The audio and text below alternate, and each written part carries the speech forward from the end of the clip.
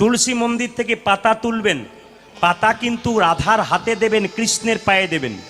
আচ্ছা, কৃষ্ণের পায়ে কটা তুলসী পাতা দেবেন কারো জানা আছে? আজকে জানতে হবে কিন্তু আপনাদের। কৃষ্ণের পায়ে কটা তুলসী পাতা দেবেন? কেউ একটা বলেন, কেউ দুটো বলেন, কেউ পাঁচটা বলেন, কিন্তু আপনাদের সব ধারণা না, সব ধারণা ভেঙে দেবো আজকে।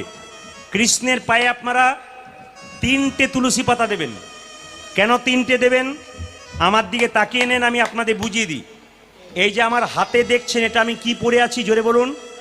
রাখি। রাখি যেটাকে বলা হয় রক্ষা সূত্র, এটাকে রক্ষা সুতো বলা হয়। এই রক্ষা সূত্রটা ভাই বোনকে পরায়, বোন ভাইকে পরায়, দিদি ভাইকে পরায়, আবার দাদা বোনকে পরায়, আবার বন্ধু বন্ধুকে পরায়। একটা একটা করে জানবেন।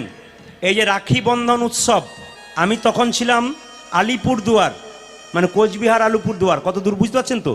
ওখানকার ছেলে মেয়েরা আমার হাতে রাখি বেঁধে দিয়েছে।